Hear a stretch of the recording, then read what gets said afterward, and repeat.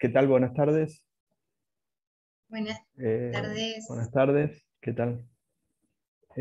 Bueno, este taller de graduados tiene la temática hoy de un tema particular que tiene que ver con alimentos, en realidad con una de las fuentes de alimentos que vamos a tratar con Cecilia, eh, y que dentro de las obligaciones alimentarias es bastante o relativamente nueva, porque en realidad esta fuente alimentaria nace, como ustedes sabrán, cuando en realidad se incorporó en el derecho argentino, allá por el 2008, 2009, una modificación sustancial consistente en la reducción de la mayoría de edad de 21 a 18 años.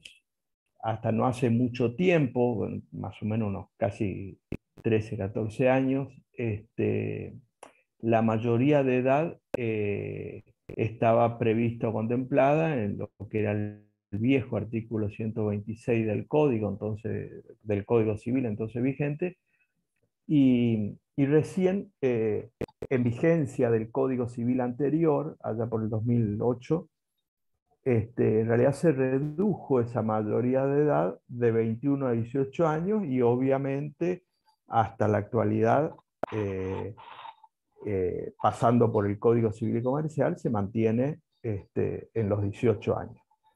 En ese contexto, ahí es donde nace esta temática que vamos a ver hoy como fuente alimentaria, porque de las diversas fuentes alimentarias que estaban previstas por la ley, los alimentos derivados de los hijos menores de edad, entonces derivados de la patria potestad y responsabilidad parental, los alimentos derivados del parentesco, los alimentos derivados entre cónyuges, es decir, aquellos que tienen distintas fuentes por donde puede darse la obligación alimentaria. A partir de ese momento, y no obstante que la mayoría de edad se redujo de 21 a 18 años, se mantuvo en paralelo la obligación alimentaria de los padres, de los progenitores, hasta los 21 años.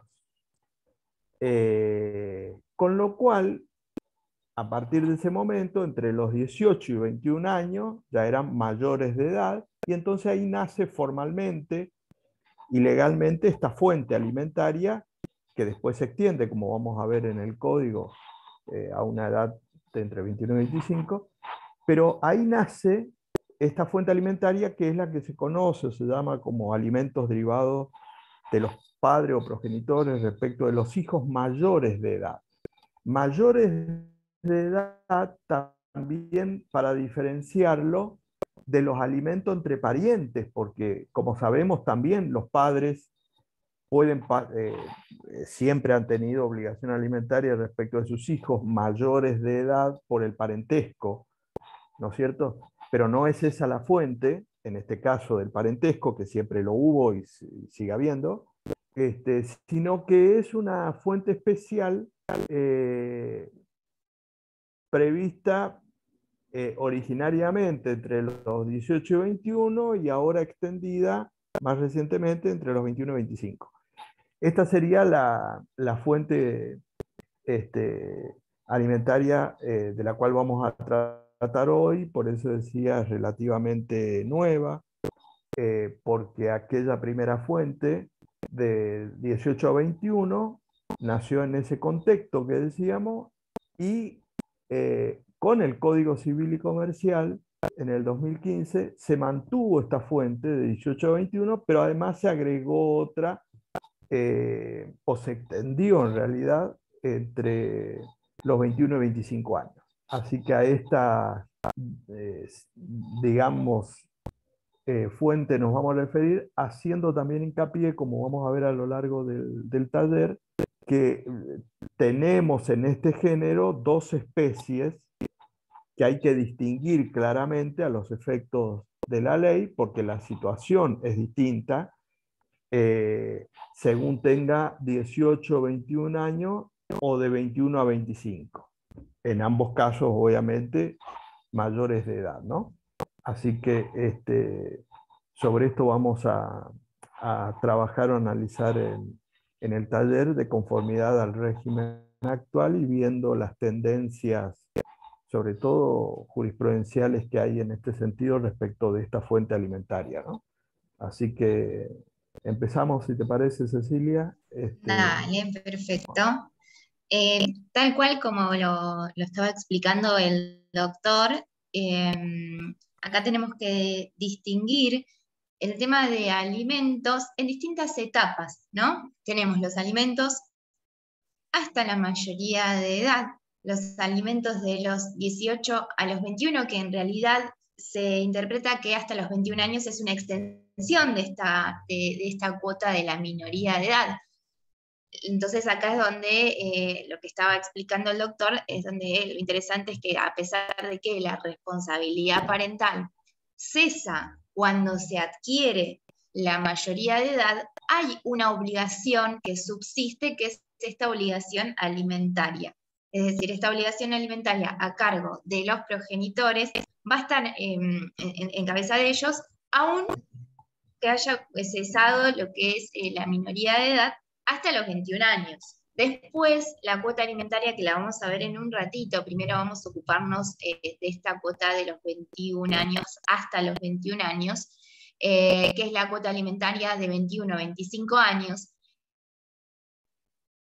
De 21 a 25, vamos a ver que tiene sus particularidades, que en realidad la particularidad que viene dada por la norma es que para poder reclamar una cuota alimentaria de 21 a 25, el hijo mayor de edad debe estar capacitándose y que esa capacitación además le impida autosustentarse. Esto es lo que diferencia básicamente a la cuota alimentaria hasta los 21 y de los 21 a los 25, que ya lo vamos a ver en detalle. Comenzando con esta primera obligación alimentaria de hasta los 21 años, donde surge esta obligación del artículo 658 en el segundo párrafo, que dice: la obligación de prestar alimentos a los hijos se extiende hasta los 21 años, excepto que el obligado acredite que el hijo mayor de edad cuenta con recursos suficientes para proveérselos por sí mismo. Entonces, es lo que recién adelantábamos. Hasta los 21 años, esta obligación alimentaria subsiste sin tener que acreditar ninguna circunstancia como la de 21 a 25, salvo que el obligado al pago, es decir, la carga de la prueba está en este obligado al pago, diga no. Si bien el 658 dice que es hasta los 21 años, mi hijo o hija puede autosustentarse. Pero cuando hablamos de autosustentarse, fíjense que habla de recursos suficientes. Acá lo que yo interpreto y de lo que se ha interpretado en jurisprudencia es que para poder hacer lugar al cese de esta cuota alimentaria, el hijo debe ser capaz de poder proveerse de todos los recursos necesarios que implica el desarrollo integral de una persona. Es decir, no solamente obviamente lo que es alimentos, recreaciones, estudios, capacitación, vivienda, todos los rubros que se entienden que entran dentro de la cuota alimentaria. No sé, Néstor, si querés agregar algo con respecto a este tema. Sí, de conformidad a esto, hay dos cuestiones o dos aspectos a resaltar, una de fondo y otra procesal, ¿no? De conformidad con aspecto, digo, de fondo, y en esta última parte que explicaba Cecilia, de que cesaría en el caso de que tenga los medios para su subsistencia, ahí vemos una diferencia importante con respecto a los alimentos derivados de los hijos menores de edad y los hijos, estos mayores de edad entre 18 y 21. Porque, como ustedes saben, los alimentos derivados de la menor edad, mientras subsista la responsabilidad parental, es decir, de los padres o progenitores respecto a sus hijos menores de edad, no cesa en el caso de que el niño o niña adolescente o el menor de edad tenga patrimonio propio. Es decir, la obligación o la responsabilidad alimentaria de los padres respecto a los hijos menores de edad no cesa por el hecho de que el hijo pueda tener patrimonio, vamos a suponer que recibe una herencia, ¿no es cierto? Hereda. En ese caso, la obligación alimentaria se mantiene plenamente vigente. En cambio, acá, de conformidad a este 658 que explicábamos recién, y la última parte, cuando estamos entre 18 y 21, ya mayores de edad, vemos que si el mayor de edad tiene posibilidad de autosustentarse, cesaría, ¿no es cierto? Digo, eso es una diferencia para que se vea con respecto a la obligación alimentaria de menores de edad. Es el aspecto, decía, de fondo. Y el aspecto de forma o procesal, que es importante también destacar acá, que en realidad el código ha venido a subsanar una dificultad que había antes de la vigencia del código, que se discutía en la práctica cuando se introdujo estos alimentos de los hijos mayores de edad entre 18 y 21, era si procesalmente, cumplidos los 18 años, y en el caso de que hubiera estado pasando alimentos, el progenitor al menor de edad, si a los 18 años cesaba de pleno derecho la obligación alimentaria y debía el hijo ya mayor de edad, en este caso, demandar por alimentos. O viceversa, si el progenitor seguía obligado a partir de los 18 años hasta los 21, y él era el que tenía la carga procesal de probar que eventualmente tuviera patrimonio propio, entonces cesaba. Esa discusión estaba dada porque el texto anterior no aclaraba, o mejor dicho, daba las dos posibilidades, con lo cual había dos posturas en la práctica. Pero en el régimen del código actual, en este 658 que estábamos leyendo, fíjense que dice que la obligación de prestar alimento a los hijos se extiende hasta los 21 años, excepto que el obligado acredite, es decir, que procesalmente, para que quede claro, el progenitor debe alimento hasta los 21 años. Por lo tanto, cumplidos los 18 años, debe seguir prestando alimentos. Ahí, a los 18 años, es el progenitor, eventualmente, el que, si el mayor de edad ya tiene los medios suficientes, es el que tiene que alegar y probar, en este caso, que tiene los medios subsistentes y entonces hacer cesar. Esos dos aspectos, digamos, para que quede claro en relación a, sobre todo en la comparación esta, que era una cuestión que se discutía allá entre el 2008 y el 2015, que era cuando estaba el texto anterior, ¿no? Claro, Sí. exactamente. Entonces, esta obligación alimentaria hasta los 21 años continúa de pleno derecho hasta los 21 años, salvo esta circunstancia que decíamos que estará la carga de la prueba en los obligados al pago en querer hacer cesar esta cuota alimentaria, con lo cual tienen que iniciar el incidente de cese de cuota alimentaria acreditando la circunstancia del segundo párrafo del 658 para poder hacer cesar. Si no, esta obligación alimentaria continúa de pleno derecho, justamente, no cesa.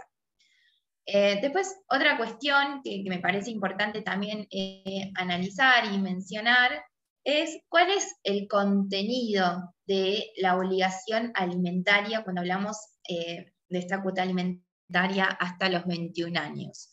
En realidad, acá nos tenemos que remitir al contenido del artículo 659 del Código Civil y Comercial de la Nación, que dice: la obligación de alimentos comprende la satisfacción de las necesidades de los hijos, de manutención, de educación, de esparcimiento, de vestimenta, de habitación, de asistencia, de gastos por enfermedad y los gastos necesarios para adquirir una profesión u oficio. Los alimentos están constituidos por prestaciones monetarias o en especie y son proporcionales a las posibilidades económicas de los obligados y las necesidades del alimentado. Entonces, de este artículo 659 se derivan lo que es las reglas en este juicio de alimentos, ¿no? Por decirlo de alguna manera.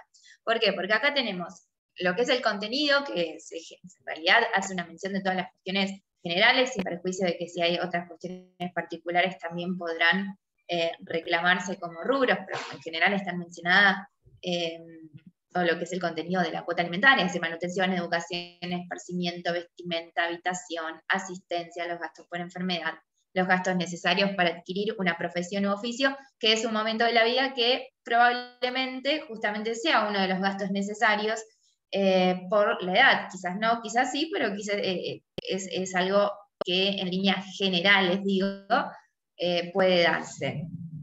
Esto con respecto al contenido. Ahora, fíjense que también del artículo 659 hace menciones con respecto a lo que es la forma de la prestación. Acá también tenemos que detenernos, y más aún en el contexto actual en el cual vivimos, digo, en un momento de inflación importante, entonces buscar la forma de cómo, de qué darle, de la forma que le damos a la cuota también es importante. Cuando hablamos de la forma de la prestación alimentaria, la prestación puede ser, como normalmente uno puede ver cómo se fijan las cuotas de alimentos, son en dinero o en especie. También puede ser parte en dinero y parte en especie. Esto también puede ser. Cuando hablamos de la forma de la prestación, también acá tenemos que detenernos, ¿no? Esto va a variar según cada caso, digo, no estamos pensando en diferentes casuísticas, ¿no? Porque podemos tener una alimentante con un recibo de sueldo, entonces ahí vamos a tener una retención directa de haberes con un porcentaje, pero en otros casos podemos tener situaciones de obligados que, o bien, tengan una actividad, por ejemplo, con una inscripción a un monotributo o una inscripción a una FIP en general, o personas que desconocemos, porque esto también es el gran problema que tenemos, ¿no? Muchas veces cuando no tenemos el conocimiento de una actividad determinada. En esos casos, más allá de que después vamos a ver algunas cuestiones de las complicaciones que se puedan generar, pero ahora en principio pensando en la forma de la prestación, en estos últimos casos, la forma de fijar las cuotas alimentarias como son, de un monto fijo de dinero, no un porcentaje, porque no tenemos la manera de hacer una retención directa.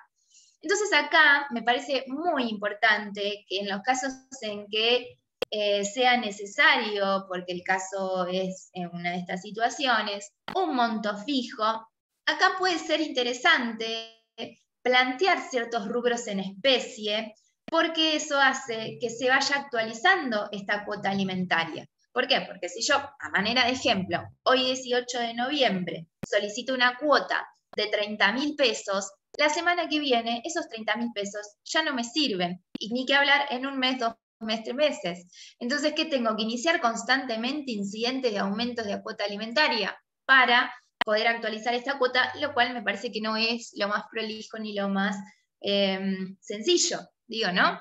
Entonces acá pensar un monto de dinero en especie, un monto de dinero más algunos rubros en especie, es interesante. También es interesante pensar, y esto yo lo vengo planteando y lo vienen fijando jurisprudencialmente, alguna tasa de actualización para ese monto fijo también. La tasa que se viene fijando es la y los índices del consumidor. Esta es una tasa aceptada en los juzgados. Yo como algunas alternativas en pensar la forma de la prestación. Me parece, no me quería detener para cerrar la idea, pero me parece que el doctor Solari se le desconectó. No sé si estará en la sala para ingresar o no, Rocío. Ahí me fijo. Sí, ahí estaba viendo que no estaba conectado. Perfecto. Entonces, esto con respecto a lo que es la forma entonces de la prestación. Después fíjense que también lo que surge del artículo 659, que en realidad son las reglas generales para todos los juicios de alimentos, hoy nos estamos abocando a lo que es los alimentos a los hijos mayores de edad. Pero con respecto a cuáles son los parámetros que se tienen en cuenta al momento de fijar una cuota alimentaria, son las necesidades del hijo y el caudal económico del alimentante. Obviamente estos parámetros son los que nos van a determinar la cuota alimentaria, por eso no hay una cuota única para todo niño, sino que esto va a depender mucho justamente de la realidad de cada familia, de las necesidades de cada niño, del caudal económico de sus progenitores. Esto va a ser a una realidad casuística, ¿no? Digo, de cada caso en particular. Por eso son los parámetros que se deben tener en cuenta al momento de fijar esta cuota alimentaria. Bien. A ver si está en el por si quiere agregar algo. Ahí en la... Ahí está. Esto que decía el 659, aunque no esté dicho expresamente, sería aplicable también para esto que estamos hablando entre 18 y 21, ¿no? Claro, exactamente. Que es una duda también que se había planteado, porque eso veníamos si bien conversando. si bien el 659, que están sujetos a la responsabilidad parental, también analógicamente sería aplicable entre 18 y 21 porque no hay un régimen específico. Digo un régimen específico porque de los alimentos entre parientes, fíjense que todos estos rubros del 659 implica que tiene un contenido amplio la obligación alimentaria de los progenitores respecto a los hijos menores de edad. Por lo tanto, más allá de que es importante saber la necesidad del alimentado, se focaliza más en la capacidad económica del alimentante, porque los progenitores deben alimento a sus hijos conforme su condición y fortuna.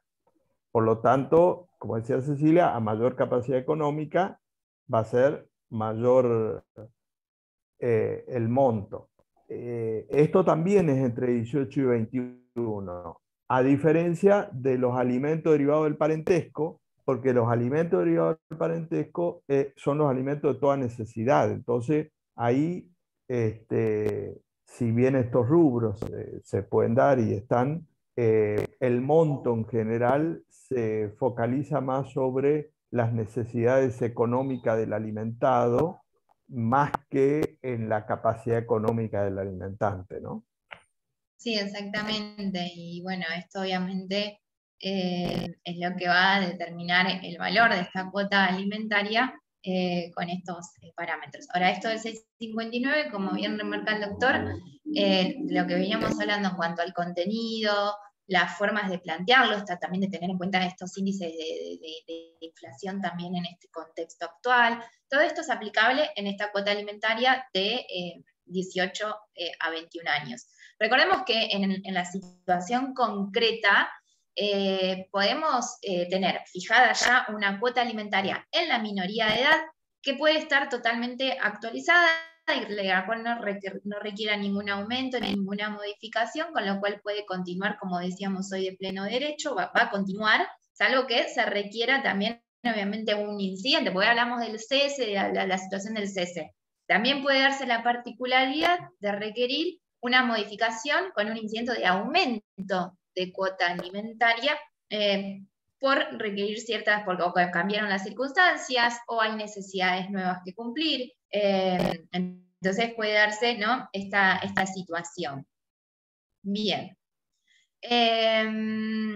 Entonces, acá lo que les pongo un poco, igual lo venimos conversando, pero con respecto a lo que es la prueba, no es que tienen que probarse todos los rubros de una cuota alimentaria. Hay ciertos rubros que se entienden que son necesarios para el desarrollo integral de la persona en cada etapa de la vida. Después, bueno, habrá justamente algunos otros rubros que tengan que probarse, ¿no? Pero no es que hay que probar todo en lo que es el juicio de alimento. Ahora, con respecto a la prueba, bueno, con respecto a la prueba hay un criterio de amplia prueba, es decir, tenemos que pensar en todo tipo de prueba y es admisible todo tipo de prueba, siempre y cuando no cumpla las formalidades instauradas en los códigos de procedimiento.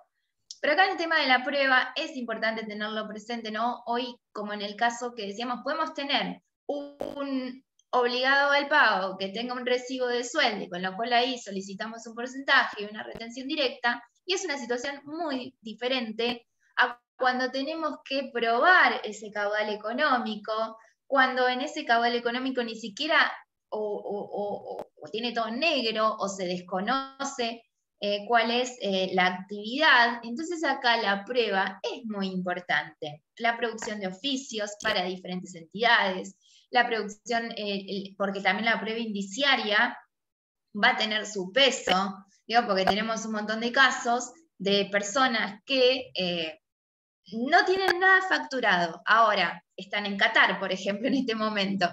Digo, ¿no? Son situaciones de prueba indiciaria importantes, es decir, muchas veces se ven, no se condice el nivel de vida con lo que registralmente podemos encontrar, digo, o estar en negro, o con categorías de monotributo muy bajas. Entonces acá la prueba me parece importante, y esto es aplicable en este juicio, obviamente, de 18 a 21. Entonces, Néstor, si querés agregar algo. Sí, eso último que decís de la prueba indiciaria es importante porque en los ya bastantes años, por suerte, en alimentos, sin perjuicio de la aplicación, obviamente, de los principios generales del proceso civil con respecto a la prueba,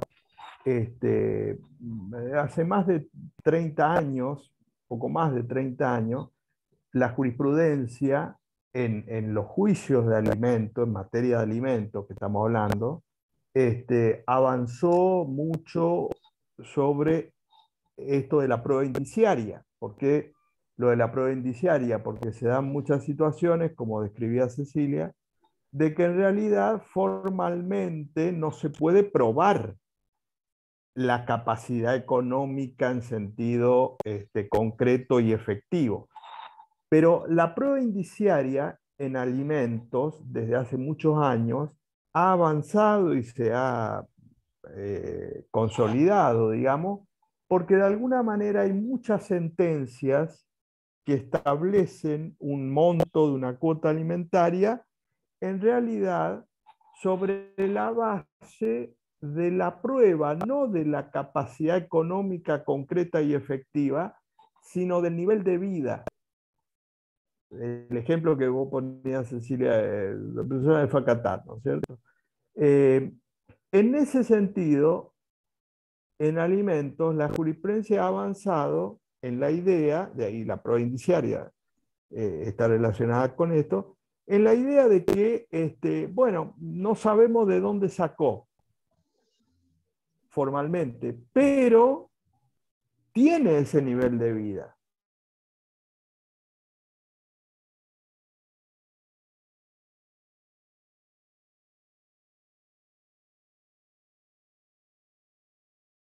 Creo que se cortó, ¿no?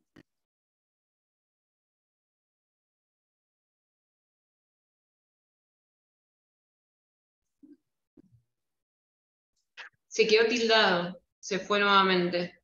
Sí, ahora seguro ingresa otra vez. Entonces, a lo que mencionaba el doctor, esta circunstancia, ¿no?, de la prueba indiciaria, creo que es interesante también tenerlo en cuenta. También, obviamente que acá estamos hablando del juicio de alimentos y de la prueba y el tiempo que lleva. Entonces, obviamente en esta instancia vamos a requerir de la fijación de alimentos provisorios, que ya en un ratito también vamos a verlo más detenidamente, pero para mencionar el tema de las bases, qué bases podemos tener en cuenta. En estos casos, cuando queremos pedir los alimentos provisorios, lo que se suele tener en cuenta, hasta obviamente probar, es la base, por lo menos la base del sueldo mínimo vital y móvil, digo, para una cuota provisoria sin prueba para mientras dure el proceso judicial.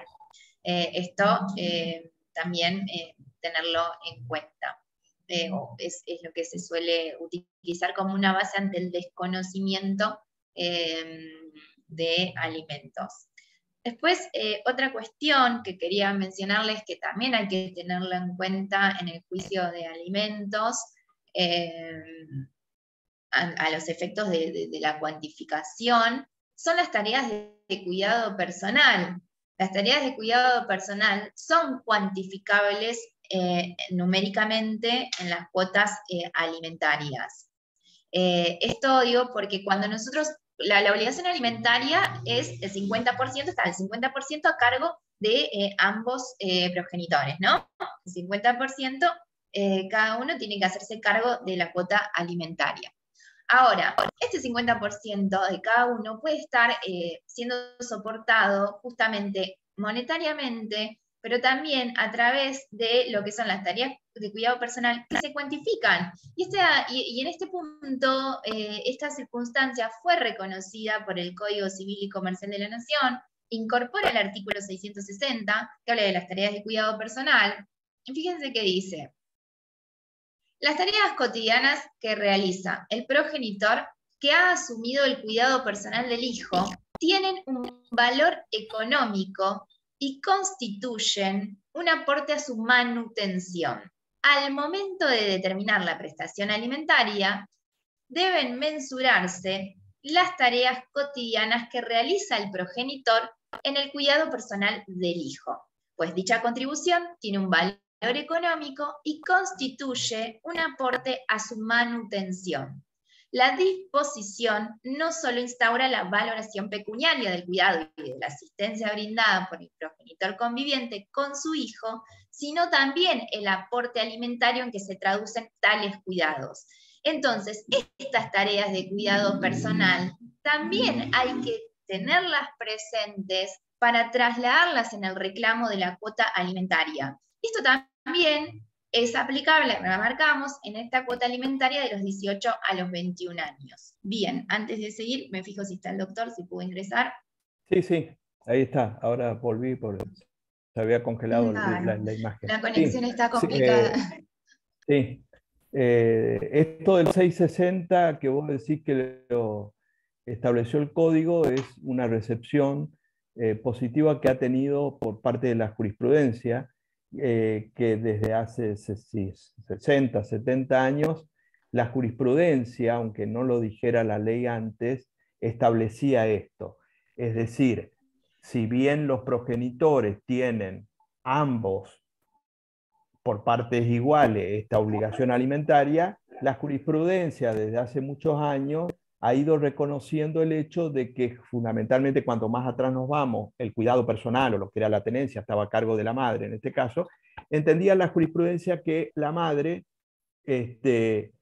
digamos, con el cuidado personal, con la tenencia entonces, o el cuidado personal, de alguna manera ese rol tenía un contenido económico y debía valorarse, porque si ella no estaba a cargo de ese cuidado personal y lo tendría que estar tercera persona, obviamente tendría que mensurarse en el sentido económico y por lo tanto un costo para esos progenitores. Y eso es lo que hoy la ley, el artículo 660, esto que describe Cecilia, está dicho expresamente por parte ya del código, ¿no? Exactamente. Bien. Entonces, estas son algunas cuestiones que son importantes tenerlas presentes justamente para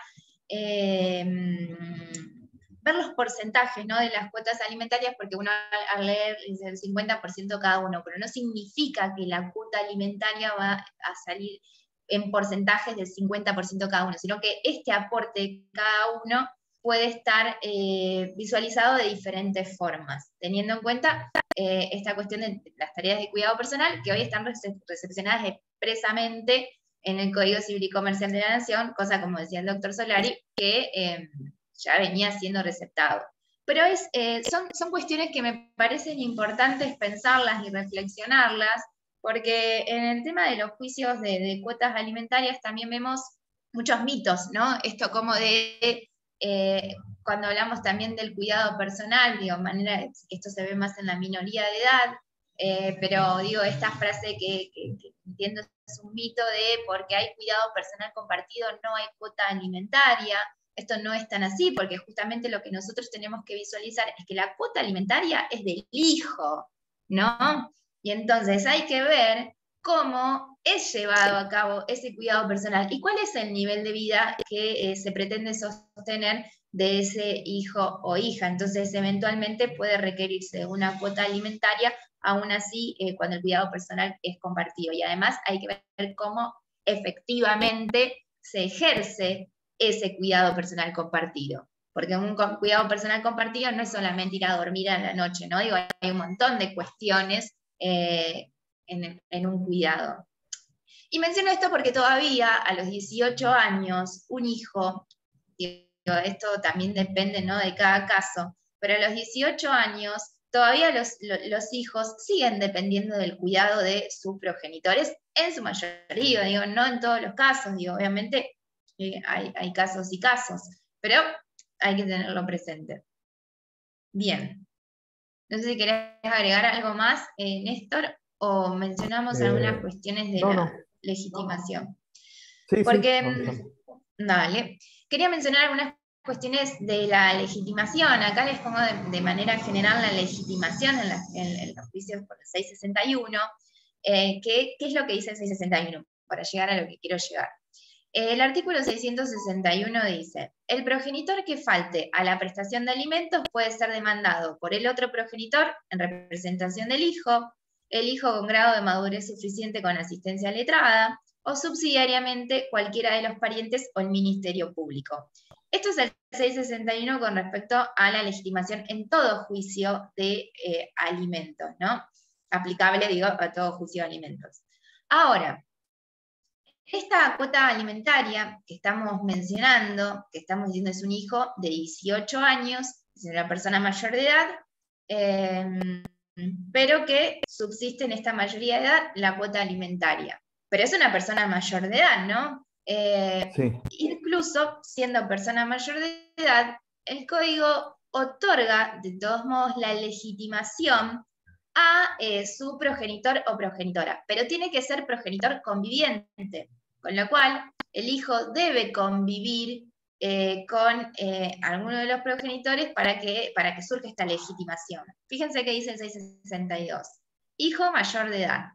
El progenitor que convive con el hijo mayor de edad tiene legitimación para obtener la contribución del otro hasta que el hijo cumpla 21 años. Puede, fíjense que dice esta parte, puede iniciar el juicio alimentario o, en su caso, continuar el proceso promovido durante la minoría de edad del hijo para que el juez determine la cuota que corresponde al otro progenitor. Tiene derecho a cobrar y administrar las cuotas alimentarias devengadas. Antes de ir a la última parte del 662, remarco esto. Entonces, se da la legitimación al progenitor conviviente para poder iniciar este juicio, aunque el hijo sea mayor de edad. Siempre, o sea, el requisito para que justamente no haya una excepción de falta de legitimación es que sea progenitor conviviente, porque si no convive, no puede iniciar o continuar este juicio de cuota alimentaria. De todos modos, en lo que es casuística, acá podemos tener diferentes circunstancias también, ¿no? Digo, porque podemos tener haber iniciado un juicio en la minoría de edad y mediante la tramitación del juicio que el hijo adquiera la mayoría de edad, esa sería una situación. Ahora la otra situación sería iniciar el juicio o un incidente de aumento, de manera de ejemplo, cuando ya el hijo tiene 18 años de edad. Los juzgados, en líneas generales, lo que están haciendo es citar al hijo mayor de edad, por más que el 662 le otorgue la legitimación al progenitor conviviente. Se cita, de todos modos, al hijo, se lo trae al expediente. Bien, no sé, Néstor, si querías mencionar algo. Sí, la ley no, esto que decía Cecilia, si bien no lo dice, en realidad es correcto cuando se trata de un mayor de edad, iniciar porque el mayor de edad ya obviamente es plenamente capaz. Y por lo tanto,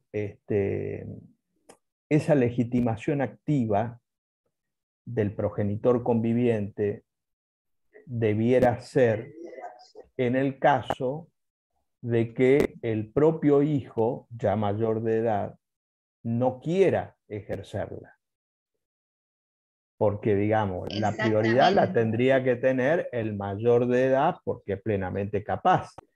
Y entonces ahí, digamos, habría que, o debió haber establecido la ley una obligatoriedad, en este caso, lo que en general hacen los juzgados, ¿no? De citar esto que decía Cecilia, al mayor de edad, porque no nos olvidemos que cuando estamos en los 18 años, en este caso entre 18 y 21, ya la persona es plenamente capaz.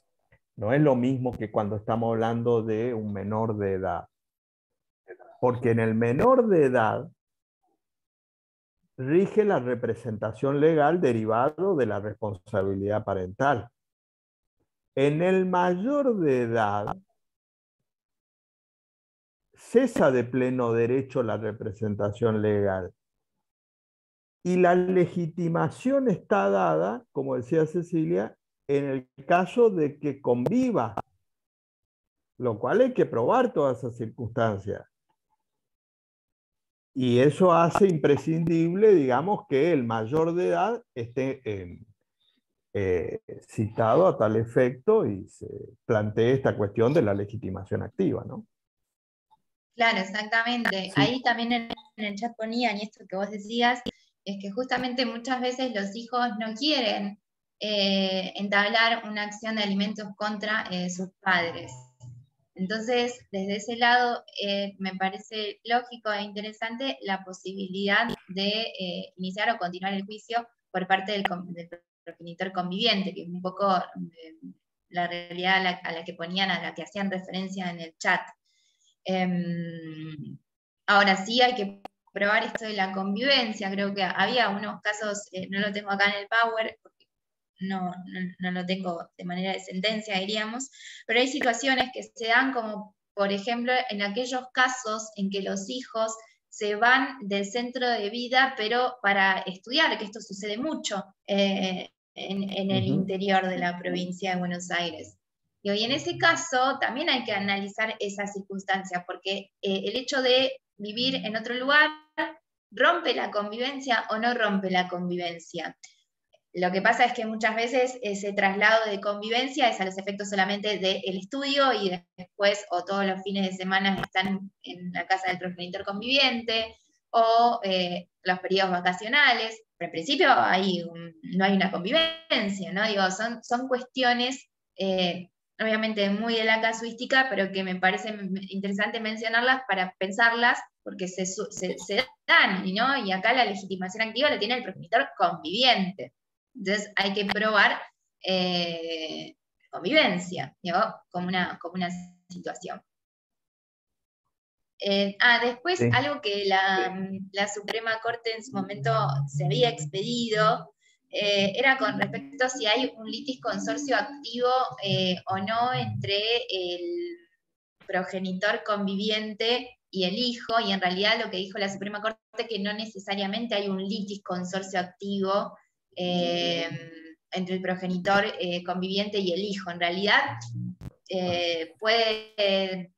cuando se lo cita, puede decidir continuar o no, o puede continuar el progenitor conviviente con su representación letrada, ¿no? No necesariamente hay un litis consorcio, solamente como para hacer una aclaración. Puede decir, yo no quiero estar en este juicio y lo continuará el progenitor conviviente. Es una opción porque es una persona mayor de edad. Después acá, con respecto a pensando, ¿no?, en esta situación de que es una persona mayor de edad, la última parte del 662 también plantea una cuestión con respecto a lo que es la administración de la cuota alimentaria, porque fíjense que dice que el progenitor que convive tiene derecho a cobrar y administrar las cuotas alimentarias devengadas. Y dice, las partes de común acuerdo o el juez a pedido de alguno de los progenitores o del hijo, pueden fijar una suma que el hijo debe percibir directamente del progenitor no conviviente. Tal suma, administrada por el hijo, está destinada a cubrir los desembolsos de su vida diaria, como esparcimiento, gastos con fines culturales o educativos, vestimenta u otros rubros que se estimen pertinentes. Esto me parece que también es algo que podemos tener presente o que deberíamos tener presente porque se trata de una persona mayor de edad. Entonces, Néstor, si querés comentar algo. Sí, esta última parte está referida también al último párrafo o la última parte del primer párrafo, cuando dice, siempre hablando que la legitimación activa la tuviere el progenitor conviviente, dice, Claro, tiene exacto. derecho a cobrar y administrar las cuotas alimentadas devengadas. Yo creo que ahí, en la administración, puede plantearse una cuestión que no sé si está bien desde el punto de vista que sea así, porque una cosa es la legitimación activa y la otra la administración. Porque no nos olvidemos que el mayor de edad tiene plena capacidad. Por lo tanto, acá le estaríamos quitando la libre administración de una parte de sus bienes que recibe por cuota alimentaria. Y en realidad yo creo que la restricción de la capacidad es muy excepcional, y así lo convalida obviamente la ley de salud mental en este caso, respecto a los actos, incluso patrimoniales. Y en este caso nos encontraríamos con que hay una situación en la cual una persona mayor de edad, plenamente capaz, que no ha sido restringida su capacidad, sin embargo, no tenga la administración de la cuota alimentaria. Por eso esta última parte, cuando dice lo que podría ser el mayor de edad, si la madre, si el progenitor conviviente fue legitimado activo, plantear esto para que el juez le dé una parte de esa cuota para que él administre. En esta lógica me parece que esa situación puede ser cuestionado porque él estaría pidiendo administrar parte de algo que le corresponde. Claro, exacto. En realidad, porque estamos hablando de un mayor de edad.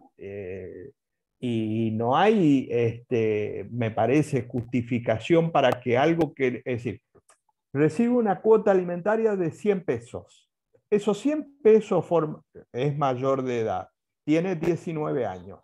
Pero el progenitor conviviente, el que planteó la legitimación activa, esos 100 pesos, para que se entienda, se le paga a el progenitor conviviente y él administra.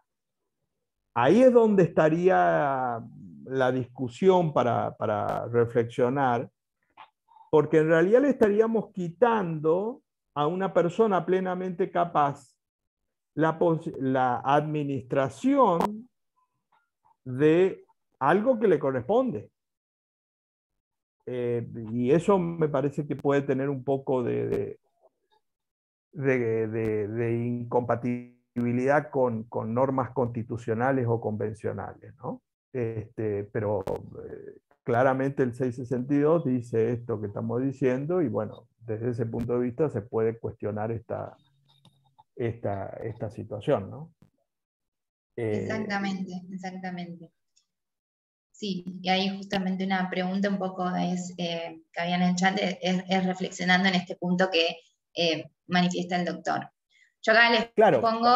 Perdona, ahí lo que dice en el chat, sí. dice, si el hijo mayor podría solicitar la cuota que le corresponde ser administrada por él. Ahí está el problema. Teóricamente claro. no. Teóricamente lo que él podría es pedir una parte para los gastos diarios. Porque claro, es decir, sí. Eso que el 662 es claro en ese punto, en el sentido que dice puede, claro. O sea, dice una parte, no es que dice puede administrar su cuota alimentaria. Exacto. ¿Cómo plantearlo? Bueno, en este punto que mencionabas vos, hasta qué punto es convencional, tratándose de una persona mayor de edad, ese ítem, ¿no?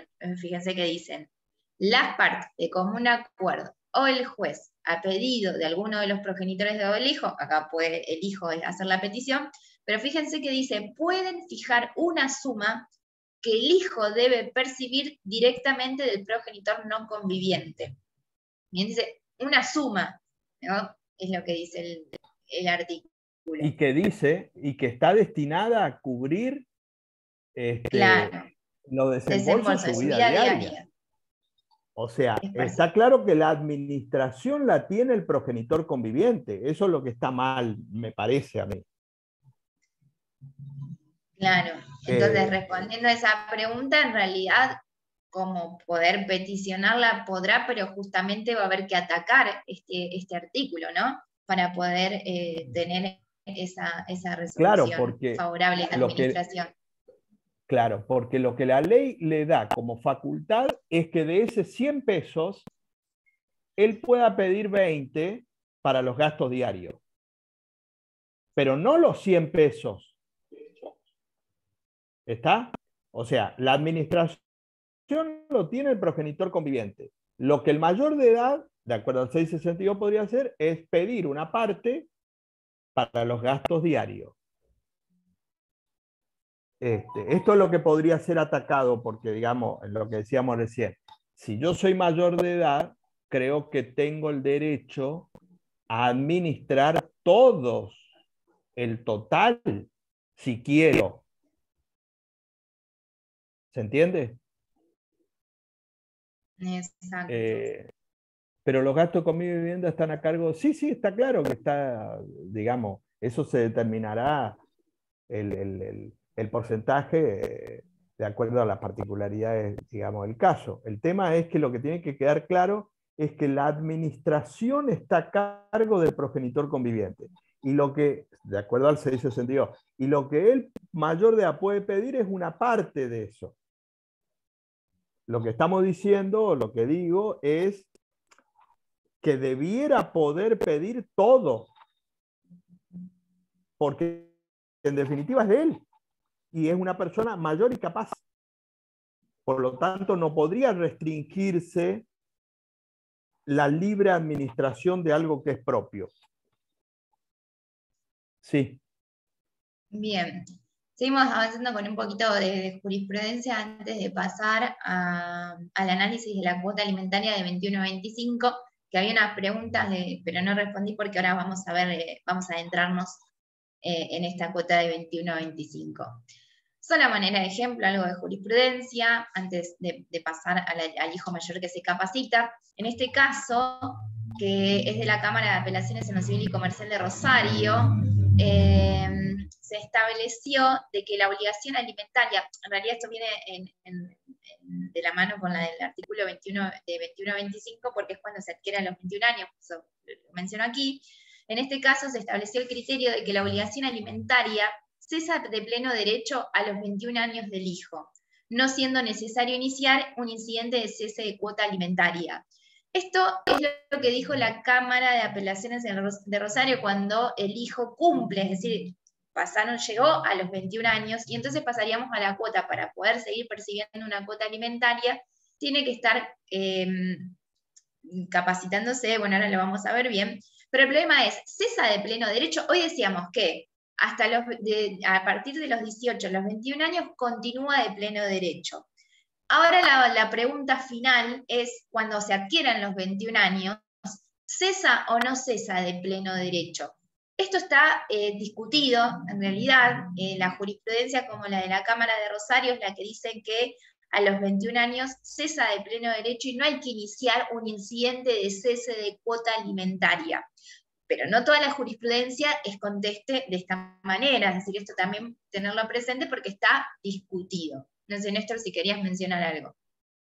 Sí, que es una cuestión eminentemente procesal, que Exacto. eso es algo que está discutido de acuerdo a los criterios, ¿no? También hay una cuestión en la casuística, que puede ser el caso, que ahí no cesaría de pleno derecho, que es cuando la cuota alimentaria está prevista, por ejemplo, para 3 hijos, y uno de ellos llega a los 21 años. Ahí yo tendría que plantear para ver qué parte cesa de esta. porque en realidad yo estoy pagando por 3 hijos. Uno de Exactamente, y no es ellos algo tan llegó a los numérico. 20. Claro, entonces yo tengo que determinar, en ese caso, cuál es el monto de ese 21 años para que cese. Y ahí tendría que formalmente plantearlo, digamos, ¿no es cierto? Que sería en esa casuística que estamos Exactamente. diciendo, si está pasando a otros hijos menores de edad, en este caso. Sí. Listo. Ahí le estaba por responder a Janina, sí, por supuesto, y ahora lo vamos a analizar. Si estudia no se extiende el límite de edad, claro, se extiende hasta los 25. De 21 a 25, sí, está efectivamente estudiando. Ahora vamos a ver justamente cuáles son los requisitos de acceso a este derecho. Hijo mayor que se capacita, artículo 663. Aquí encontramos los requisitos para poder plantear esta cuota alimentaria. Hijo mayor que se capacita. La obligación de los progenitores de proveer recursos al hijo subsiste hasta que éste alcance la edad de 25 años. Si la prosecución de estudios o preparación profesional de un arte u oficio le impide proveerse de medios necesarios para sostenerse independientemente. Pueden ser solicitados por el hijo o por el progenitor con el cual convive. Debe acreditarse la viabilidad del pedido. Entonces, fíjense que de este artículo 663, lo que ya vamos visualizando que podemos extender la cuota alimentaria hasta los 25 años, pero es una nueva obligación alimentaria de 21 a 25. Es una obligación en la que aquí hay que acreditar que el hijo mayor de edad está capacitándose y que esa capacitación le impide de proveerse de medios. Y en esto la jurisprudencia, en líneas generales, no digo que haya alguna otra jurisprudencia distinta, pero en líneas generales, como la jurisprudencia que les traje y que vamos a ir leyendo, ha sido exigente. Así que no solamente es estar inscrito en una universidad, esto ha dicho la jurisprudencia, porque si no, cualquier persona va, se anota en una universidad pública y dice, me estoy estudiando, y no tiene un costo y se inscribió en la carrera. En realidad lo que dice la jurisprudencia, hay que acreditar que efectivamente se está estudiando, una regularidad, acreditar materias, que la carrera por su carga horaria o exigencia impide al hijo poder autosustentarse. Esto es un poco lo que ha dicho la jurisprudencia, que lo vamos a ver con jurisprudencia de distintas provincias, como para mostrarles que ha sido exigente la jurisprudencia en este punto. Y además, fíjense que dice, debe acreditarse la viabilidad del pedido, que tiene que ver con esto que les estoy mencionando. No sé, Néstor, si querés agregar algo. Sí, al llegar a este artículo 663, entonces vemos algo que acá el 663 surge claramente que es entre 21 y 25, esto que estamos viendo. Pero el 662 que veíamos hoy, aunque el artículo no lo dice específicamente, es entre 18 y 21, eso que veíamos. O sea que el 662 es el artículo que rige para los alimentos entre 18 y 21. Y el 663 de 21 a 25, ¿no? Exacto. De conformidad a estos dos artículos, y conforme a esta última parte que decía Cecilia, acá ya hay una diferencia esencial entre estas dos especies. Porque en el 662, nosotros veníamos diciendo de que el hijo mayor de edad puede no trabajar, no estudiar y no está obligado a hacer nada. En el sentido de que los padres, los progenitores, tienen la obligación hasta los 21 años. En cambio, entre los 21 y 25, en este que estamos entrando, en este artículo 663, acá ya cambia el escenario, porque acá, para que haya alimentos, tiene que probar estas circunstancias de la profesión, arte, oficio, etc. Por lo tanto, hasta los 21 años, de conformidad a lo que dijimos, entre los 18 y 21, el hijo podría no hacer nada. Y tiene derecho a pedir alimentos, si los padres tienen capacidad económica. Y los padres no pueden obligarlo a estudiar, a trabajar. La única causal de cese es si el mayor de edad tiene medios, pero no está obligado a estudiar, trabajar, nada, hasta los 21 años. En cambio, de 21 años a 25 años, tiene que acreditar esto que decía Cecilia. Si acredita esto, entonces ahí va a tener la posibilidad de recibir alimentos. Sí. Sí, ahí respondiendo un poco a una pregunta que hacían, ahora que llegamos a esta parte de 21-25, que Roxana, porque me parece interesante plantear esta pregunta en este momento, cuando habla dice que si de 21 a 25, o dice recordatorio, de 21 a 25, o si se extiende más allá a la obligación de alimentos en cuestiones de discapacidad. Con el tema de discapacidad, en realidad, específicamente en lo que es el Código Civil y Comercial de la Nación, no está prevista ninguna cuota alimentaria específica para el hijo mayor de edad con discapacidad. A ver, esto no implica que no pueda solicitarse y que no haya jurisprudencia. Justamente les traje un fallo, después si llegamos a abordarlo lo vemos, pero si no lo van a tener en el material, en donde se le dio a una hija mayor de edad con una discapacidad una cuota alimentaria justamente con toda la normativa, teniendo en cuenta toda la normativa convencional, también el artículo 1 y 2 y 3 del Código Civil y Comercial de la Nación, porque que específicamente en el articulado no lo diga no significa que no pueda solicitarse teniendo en cuenta que es una persona mayor de edad con una discapacidad. Así que no sé si después obviamente en la parte del debate lo debatimos un poco más si no respondí la pregunta, pero esto es algo que tiene jurisprudencia. Sí, Néstor, perdón. Sí, porque esa es una de las lagunas importantes del código, porque la jurisprudencia ya a fines de la década del 90, incluso por el 2000, en vigencia del viejo código, había establecido o había hecho lugar a los alimentos derivados del discapacitado. Ni hablar cuando apareció la convención, obviamente, de discapacidad. Pero como decía Cecilia, el nuevo código no tiene como fuente alimentaria específica los alimentos para el discapacitado, que debiera tener, porque los alimentos para el discapacitado, fueren mayor o menor, fueren menor o mayor, digo, debiera ser una fuente autónoma. Por eso es que cuando uno lo pide como abogado, en vigencia del régimen, como no hay una fuente obligacional, pues yo lo tengo que pedir como hijo menor de edad, hijo mayor de edad, como pariente, obviamente como cónyuge, según el caso, cuál fue la fuente alimentaria.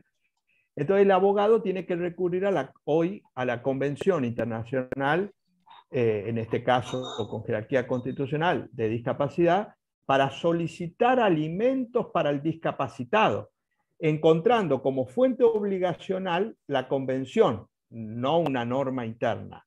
Y en eso la jurisprudencia, como decía Cecilia, desde hace tiempo ha hecho lugar, pero yo tengo que invocar, lamentablemente hasta acá, digamos, la convención, porque no tengo una fuente interna, en este caso del código, que me dé específicamente alimentos para el discapacitado. Exacto. Con respecto a la legitimación, también esta prestación alimentaria podrá ser solicitada por el propio hijo o por el progenitor con quien convive el hijo mayor de edad, si es que convive aún con sus progenitores. En tales circunstancias, también debe acreditarse la viabilidad del pedido. Pero esto que hoy hablábamos de la legitimación también es aplicable en esta cuota alimentaria de los 21 a los 25 años de edad. Esto, bueno, un poco ya lo mencioné, el tema del cese. Ahora vamos a ver un poco de jurisprudencia, ¿no? Para ver estos requisitos exigibles que veníamos diciendo, que también había unas preguntas de qué tipos de rubros o qué capacitaciones son las que tienen que acreditarse. Bueno, vamos a ver un poco estas preguntas que había en el chat con respecto a eso. Después las otras quédense tranquilas que vamos a hacer un espacio en la última media hora, las que nos vayamos respondiendo, y las vamos a poner, vamos a tratar de responderlas, por supuesto. Pero con respecto, bueno, a estos requisitos, a manera de ejemplo, en este fallo del Juzgado de Familia de Segunda Nominación de Córdoba, del 2019, en este caso es un fallo que rechaza el reclamo de alimentos del hijo mayor de 21 años contra su padre jubilado, por no probar estar cursando la carrera universitaria alegada. Es parte de este criterio que mencionábamos hoy. No es solamente mencionar que se esté inscrito en una universidad, sino que específicamente se está estudiando, realmente está estudiando, se está capacitando. Esta demanda de alimentos promovida por el hijo mayor de edad contra su progenitor, el progenitor menciona ahí el fallo que era jubilado. Alegación de estar cursando estudios terciarios. La carga de la prueba en este caso está a cargo del acreedor alimentario, es decir, del hijo. Aquí hay también una diferencia con respecto a lo que es la carga de la prueba. Acá lo que quien tiene que probar es quien pretende esta cuota alimentaria. En este fallo de Córdoba, como les decía recién, el rechazo vino por la falta de cumplimiento de los presupuestos necesarios del 662, y que es justamente que no se pudo probar que esté cursando esa carrera universitaria que alega.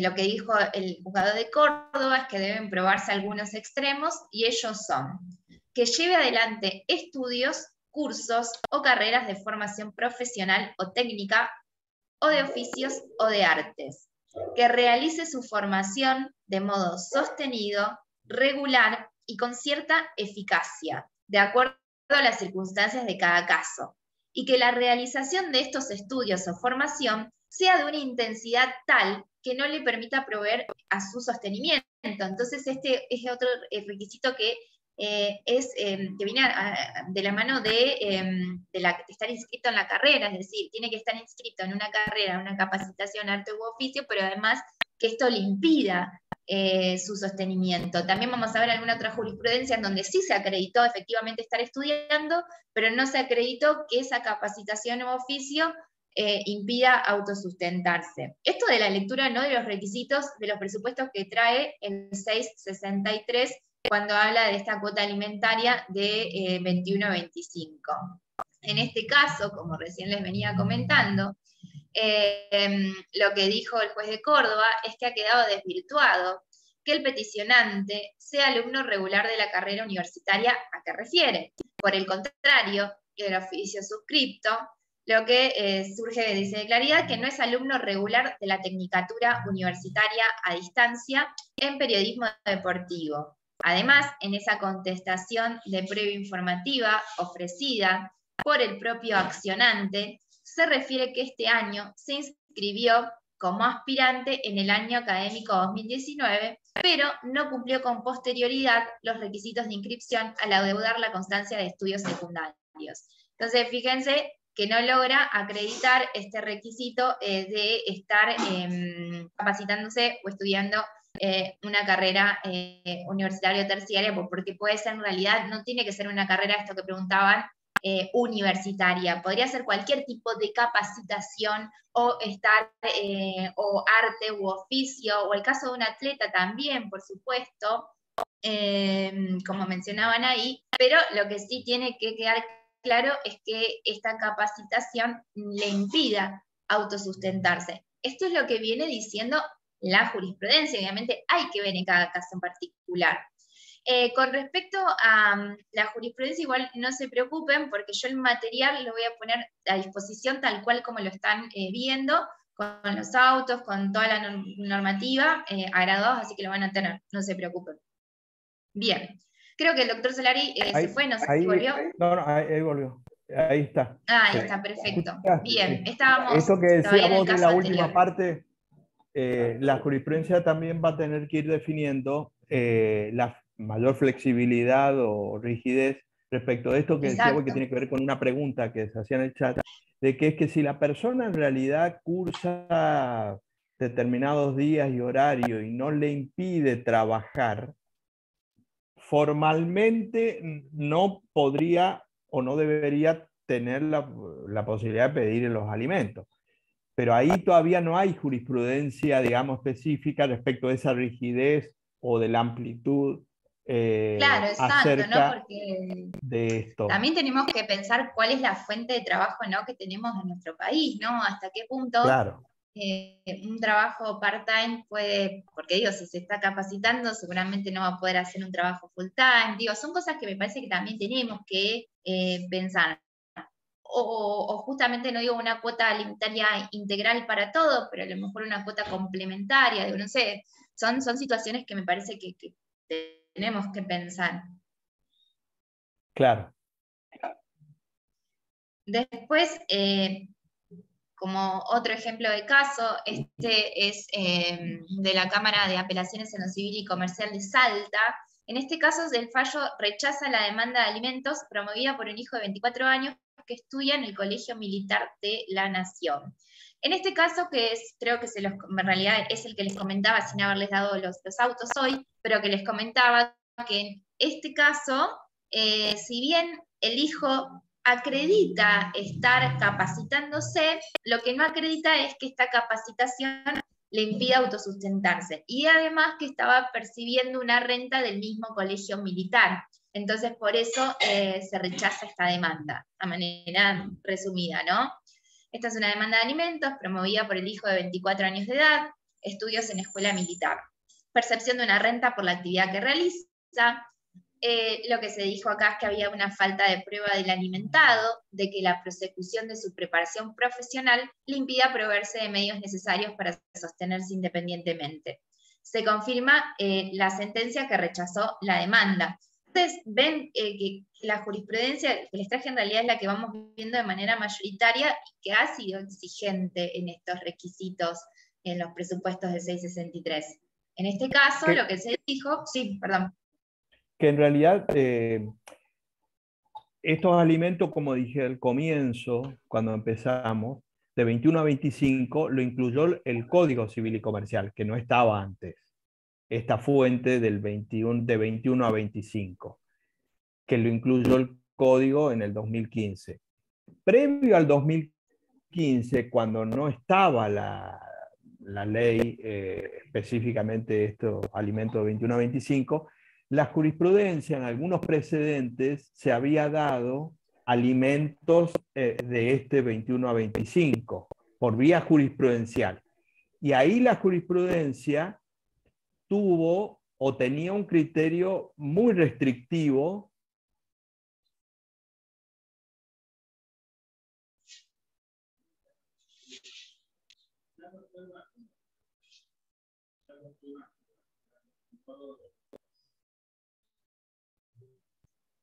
Se tildó nuevamente. Sí, bueno, continúo mientras el doctor vuelve a conectarse. Lo que él le estaba mencionando, igualmente ahora cuando se conecte lo va a mencionar, es que justamente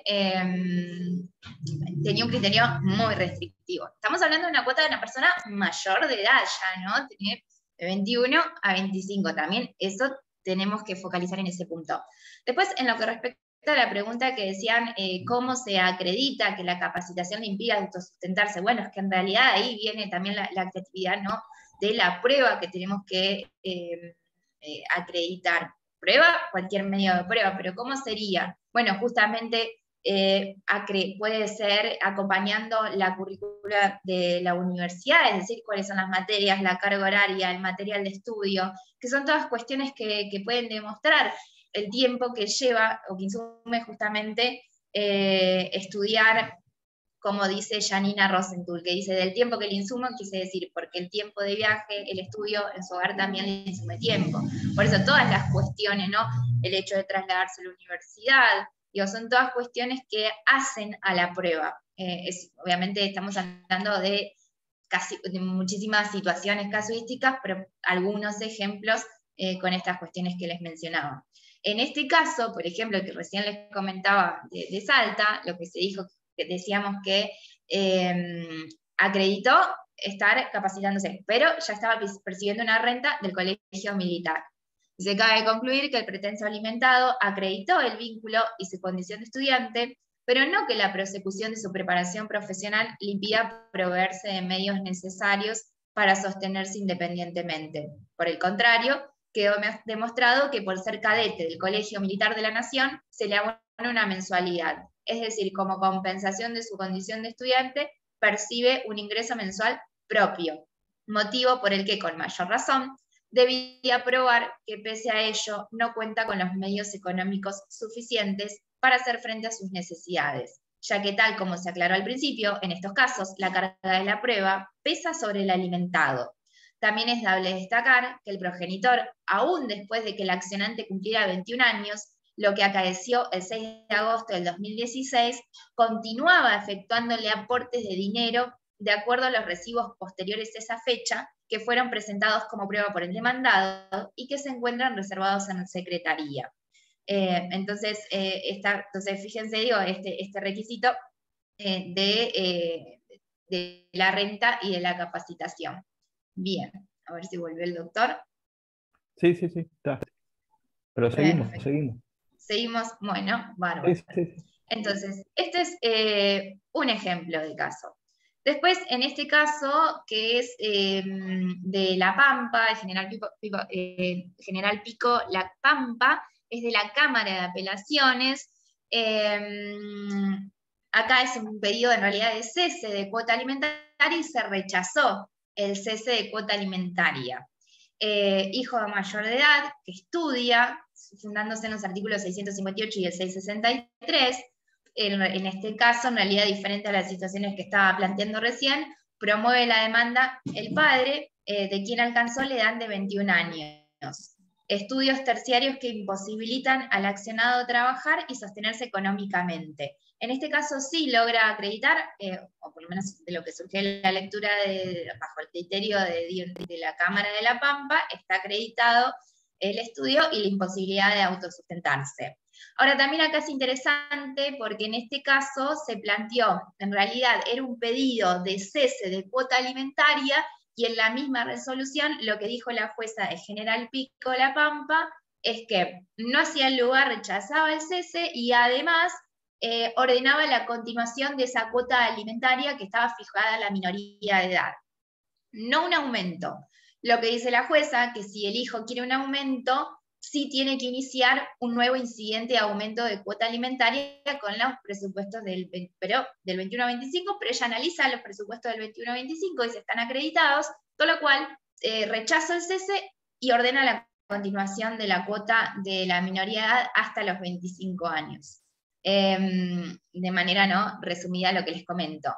Acá lo que se dijo, entonces lo que la jueza debía resolver en este incidente era el cese de la obligación o el mantenimiento de la misma, ya que esas eran las pretensiones de las partes. Y de hecho, lo que hizo la magistrada fue rechazar el pedido del actor y como contrapartida se ordenó el mantenimiento de la obligación. Lo que no podía hacer la CUO era ordenar el aumento de la cuota oportunamente pactada, porque esa pretensión se ventila en otro procedimiento. Tal vez la referencia a la provisoriedad de la cuota alimentaria era en el caso innecesaria, ya que las pretensiones se referían al cese o al mantenimiento, es decir, ya estaba fijada una cuota alimentaria. Y la provisoriedad alude a pretensiones a analizar en otro trámite. No obstante, esta circunstancia no puede invalidar la decisión tomada. Bueno, mencionan los presupuestos del 663 y de los cuales considera que estaban acreditados. Bien, no sé, Néstor, si quieres mencionar algo.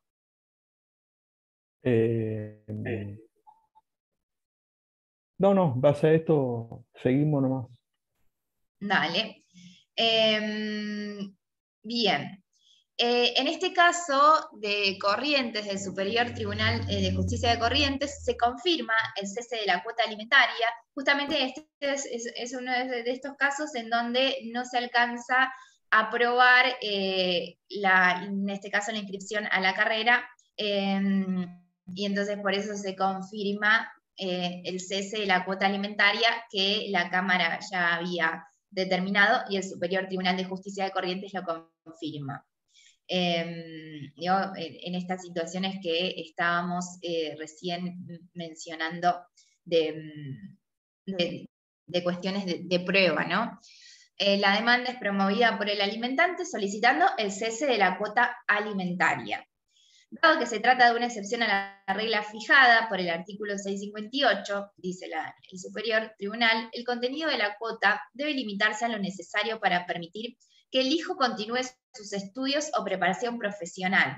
Bueno, esto también se los mencionaba porque digo, también tenemos que pensar cuál es el contenido, ¿no?, de esta cuota alimentaria. Cuando hablamos de la cuota alimentaria de los 21 a los 25, ¿cuál es ese contenido que tampoco surge, ¿no?, de la lectura de la norma? Entonces acá nos remitimos un poco a lo que es la jurisprudencia. No sé, Néstor, si querés mencionar algo. En este caso, No. del Superior Tribunal de Corrientes, lo que dice es esto. En realidad, lo que dice es que debe limitarse a lo necesario para permitir que el hijo continúe sus estudios o su preparación profesional. Sí, ese es un tema que también no está resuelto expresamente por la ley, entre 21 y 25, con respecto a lo que hoy veíamos del 659, que tenía que ver con los alimentos a los hijos menores de edad, que es una cuota alimentaria amplia, extensa. Claro. En ese sentido, como dice Cecilia, en estos precedentes, tiende a ser una cuota más cercana a como serían la de los parientes, en el monto, ¿no? Como sería la de los parientes que de los hijos menores de edad, cuando está entre 21 y 25, es decir, lo necesario para la subsistencia, ¿no? Claro, exactamente. Que no está especificado concretamente en el articulado, pero yo creo que es el criterio que la jurisprudencia va a ir estableciendo, porque también sería injusto de que entre 21 y 25, que además el progenitor tenga que dar alimento al hijo mayor de edad, por más que se capacite, etcétera, con un contenido amplio, porque no sería el fin de la norma, ¿no?, sino lo necesario, obviamente, para la subsistencia, ¿no? Exactamente, fíjense que acá el Superior Tribunal de Justicia, bueno, trayendo a colación doctrina, lo que dice es que esto es para que proceda, debe acreditarse que el hijo prosigue los estudios o preparación profesional de un arte u oficio, que esa actividad le impide proveerse los medios necesarios para sostenerse independientemente. Y también, aunque la norma no lo diga expresamente y a fin de evitar el ejercicio abusivo del derecho, deberían acreditarse las necesidades que no puede satisfacer y el cumplimiento regular del plan de estudios. Esto es lo que dice el Superior Tribunal de Justicia de Corrientes, digo, porque no está expresamente puesto en la norma, sino que es una cuestión, ¿no?, de interpretación, como recién mencionaba también el doctor. En este caso, bueno, se considera que corresponde al hijo, que pretende que la obligación a su favor continúe probar el presupuesto de hecho previsto por la norma. En consecuencia, no es suficiente la mera prueba de estar inscrito en la matrícula, sino que debe acreditar que el horario de cursado o el cumplimiento de otras obligaciones curriculares le impiden realizar una actividad rentada para sostenerse en forma independiente, aplicándose el principio de las cargas probatorias dinámicas vigente en todos los procesos de familia cuando nos remitimos al proceso, al capítulo de procesos. Pero esto es un poco, ¿no?, lo que vino diciendo la jurisprudencia en este último tiempo. Pues acá, más que nada para cuando tengan el material, les hice una síntesis de todo lo conversado hasta aquí, para que ustedes pues tengan una síntesis de lo que fuimos hablando.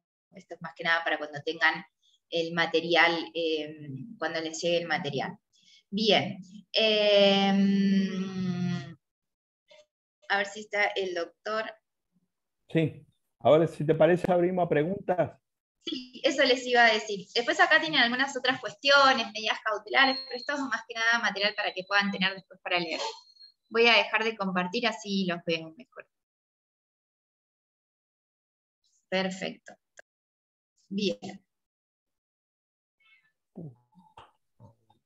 Claro, lo que dice Azucena del monto de los alimentos con respecto a un hijo menor con un hijo mayor, ¿va a variar? Bueno, es lo que recién decíamos. En principio yo te respondería que sí va a variar, teniendo que acreditar cuáles son esas necesidades que tiene. Primero, una gran diferencia, el niño no va a tener que acreditar las necesidades, más allá de que justamente, como decíamos, se tienen en cuenta las necesidades del alimentado, pero no hay que acreditar la necesidad. Aquí, es como decía el doctor Solari, tenemos que pensarlo un poco más a la institución de 21 a 25 como más cercana a la cuota de los parientes. ¿Qué otra? A ver, en el chat había.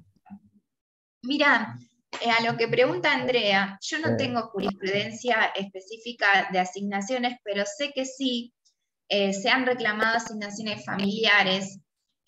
Incluso se han dado situaciones interesantes, Andrea, en cuestiones de abrigo, en fallos de abrigo, se ha logrado por vía de reclamos de pensiones, de la pensión, hasta los 25 años, pero tiene que entablarse la medida de abrigo, aun cuando la persona cumple 18 años, pero tiene que, por ejemplo, en esa medida de abrigo, en el caso específico que te digo que no lo tengo, pero lo puedo buscar y después compartirlo, en ese caso era una adolescente que se había tomado una medida de abrigo, está cercana a cumplir los 18 años,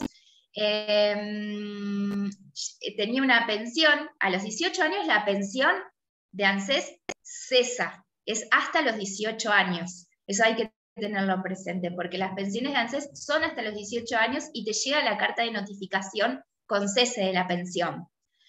Pero hay algunos casos, son muy excepcionales, porque hay en realidad una vulneración de derechos importantes, como en estos casos que te comento, de abrigos, en donde hasta los... en ese caso en particular, esta adolescente estaba percibiendo una pensión, cercana a cumplir los 18 años, se solicita la prórroga del abrigo para sostener el abrigo aún después de los 18 años, teniendo que aceptar vivir en el hogar convivencial, al menos dormir.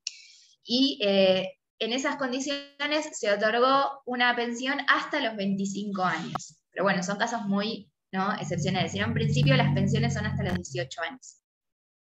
Ahí con respecto a una pregunta que dice en relación al letrado, al patrocinio, algunas cuestiones, algunas veces se ha planteado esta situación, pero en punto a esto yo creo que no puede ser patrocinado o no puede patrocinar el mismo abogado al mayor de edad y al progenitor conviviente, porque para mí ahí hay una contradicción, o puede haber una contradicción de intereses, y en consecuencia debiera, digamos, esto aclarando porque hoy Cecilia decía que en realidad no hay legitimación, no hay este pasivo, legitimación, El en el liticonsorcio, sentido, claro, del liticonsorcio de ambos. Es o el hijo por derecho propio o el progenitor conviviente. Lo que se ha planteado en la jurisprudencia es sí,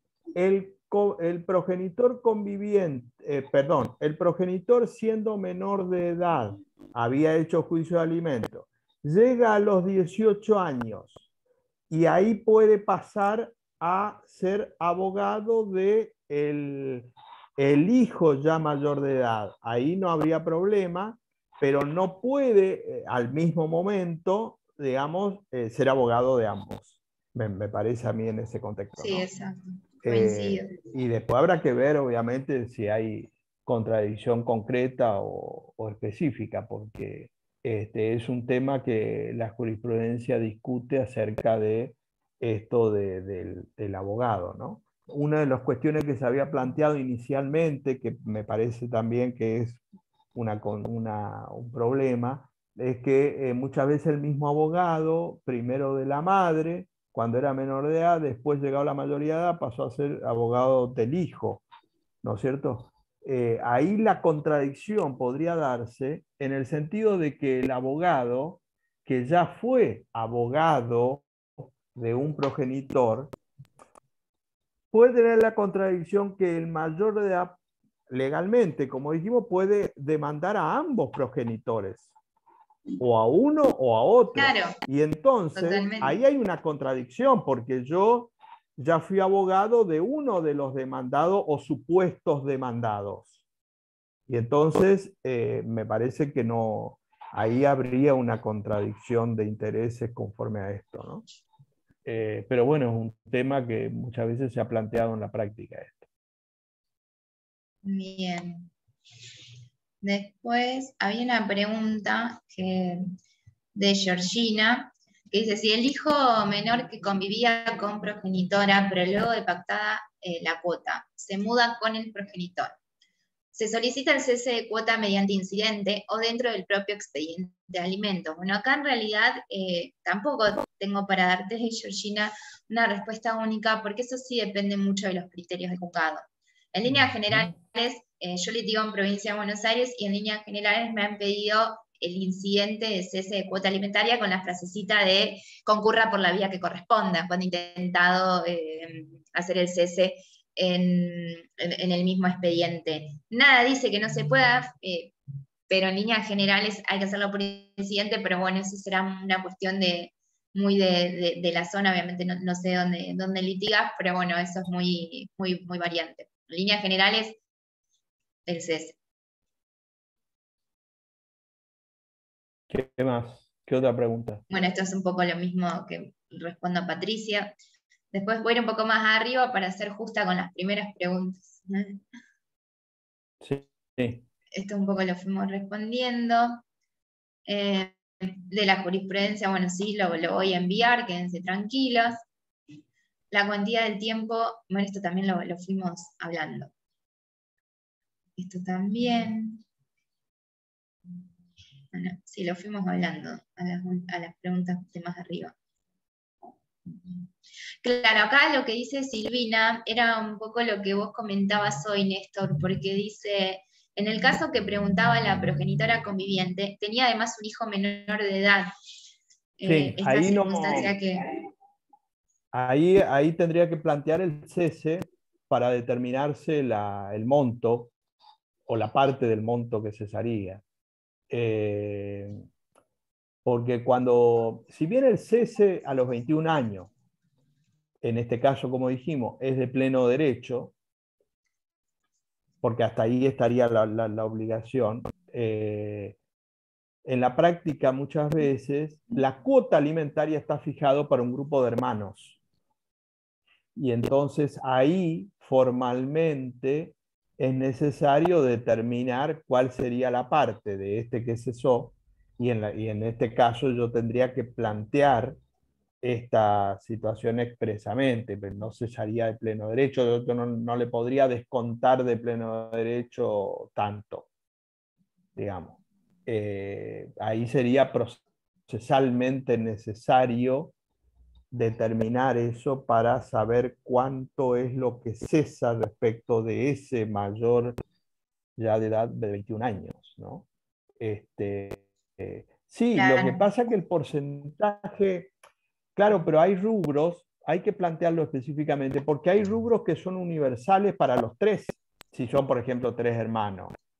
No es que es 33, 33 y 33, porque hay rubros, por ejemplo, el de vivienda es uno.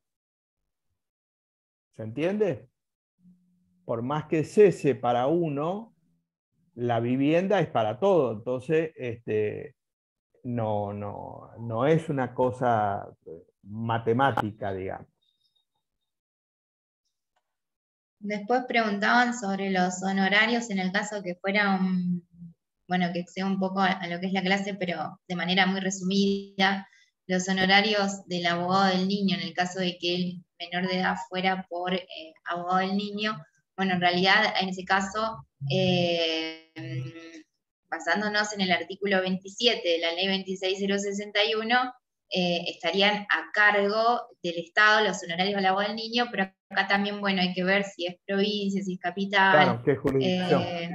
Digo, es bastante complejo, pero cualquier cosa recomiendo la lectura. Si es provincia de Buenos Aires, recomiendo la ley de abogado del niño, que en principio es, y el reglamento de la ley, porque es a cargo del Estado, pero según el reglamento es un 50%, hay toda una discusión sobre si hay que presentar el beneficio de litigar sin gastos o no. Así que bueno, recomiendo, porque excede un poco a la charla del día de hoy, pero recomiendo la lectura del artículo 27 de la ley 26061, si es provincia de Buenos Aires, por el tema de honorarios, lean las leyes provinciales, dependiendo de dónde están, porque hay reglamentaciones, bueno, en algunas están pendientes de reglamentación, esto es un complejo.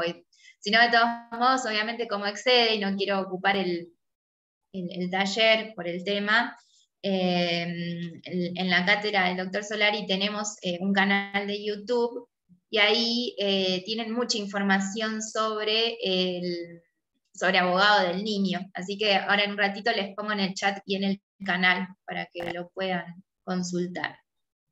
Bien. Sí. Acá dice, ¿Qué otra pregunta? Dice, cuando empieza a estudiar un terciario a los 21 años, para impedir el cese de la cuota, ¿corresponde si estuvo 2 o 3 años sin estudiar? Yo entiendo que sí, que en realidad si estuvo sin estudiar 2 años, no, o sea, en realidad el pedido es actual, ¿no? Es una circunstancia actual el pedido, siempre y cumple los requisitos, ¿no? De tener. Si tiene 21 años y empezó a estudiar el terciario, y ese terciario, como decíamos, logramos acreditar, me parece que es importante acreditar por la respuesta de la jurisprudencia, que ese terciario impide autosustentarse, yo no veo el inconveniente, no sé, Néstor, ¿qué opinas? Sí, mientras esté pasando alimento, por esa vía, el 21-25, formalmente es hasta los 25, y por lo tanto, Claro. si no se plantea el cese y se prueba esa circunstancia, debe seguir pasando esos alimentos, ¿no? En principio. Bueno, acá en Cava dice, claro, también en Cava el cese va por incidente, en general igual que en provincia. Son cuestiones ya ahí, ¿no? Del juzgado. Esto ya lo vimos. Sí. A ver si ¿Qué otra pregunta? Si hay alguna pregunta sin responder y quieren levantar la mano, levanten la mano. Que se habiliten el audio para preguntar. Claro, yo voy mirando, pero bueno, a lo mejor puede que me pase alguna pregunta. Sí, si alguien quiere que les dé el audio para hacer alguna pregunta, no hay ningún tipo de problema, puede levantar la mano mediante función de su... Sí. Levanten la mano que quiere habilitar el audio.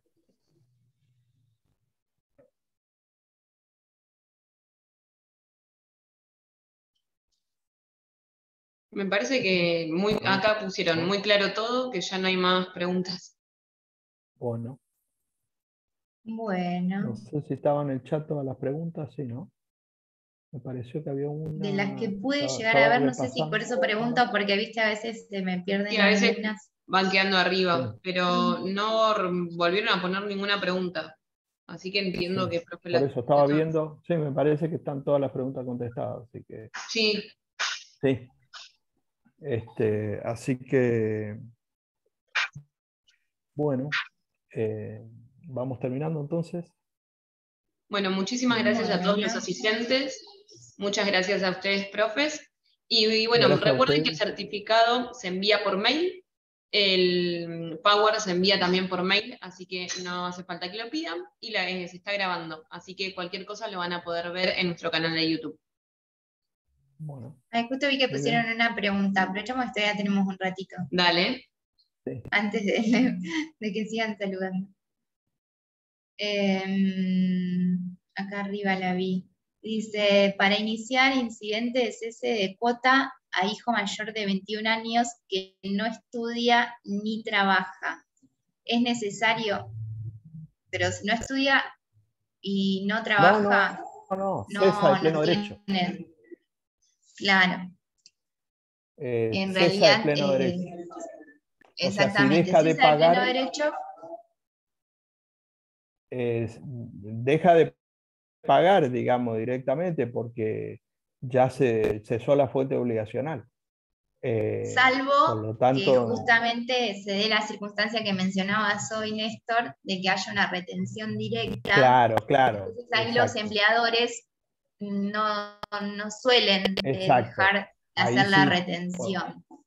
Exactamente. Sin una orden. En ese caso, pero tampoco sería, sí. O sea, en realidad sería una solicitud de de oficiar al empleador, justamente porque no sería tan complejo, me refiero. Sí, y esto del cese también es importante, que en alimentos todo lo que yo hubiera pasado, aún después de que legalmente yo no tenía más obligaciones, no tengo derecho a la restitución, se entiende como una obligación natural, por lo tanto, todo lo que yo he pagado de más, se puede decir, respecto de esas cuotas, digamos, no serían repetibles. Por eso es que tiene que cesar de pleno derecho, porque todo lo que yo pagué aún de más, no puedo pedir después la repetición. Claro, exacto. Después acá veo que hay otra pregunta, a ver, para que la llevo a ver.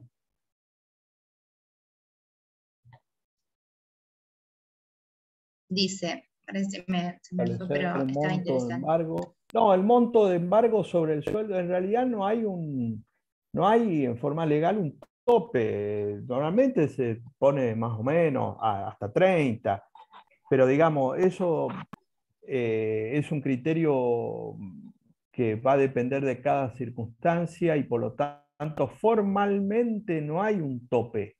Sí hay un criterio jurisprudencial que en general se mantiene determinado porcentaje, pero digamos no es no hay un tope en ese sentido, ¿no? Va a depender de las particularidades del caso, porque aparte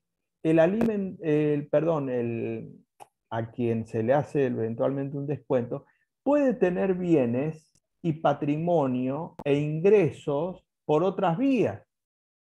Y entonces el monto de la retención de esa relación de dependencia podría ser mayor en ese caso. Por eso digo, ahí no hay un tope o un monto límite, y va a depender de un montón de otras circunstancias, también de la cantidad de hijos que tenga en este caso, etcétera, del patrimonio que pueda tener además de ese ingreso en relación de dependencia en este caso. Y por lo tanto habrá que ver el caso concreto. Más allá de eso, por eso decía, la jurisprudencia en general tiene un criterio de monto más o menos un 30%, pero eso para en líneas generales, digamos, ¿no? Claro.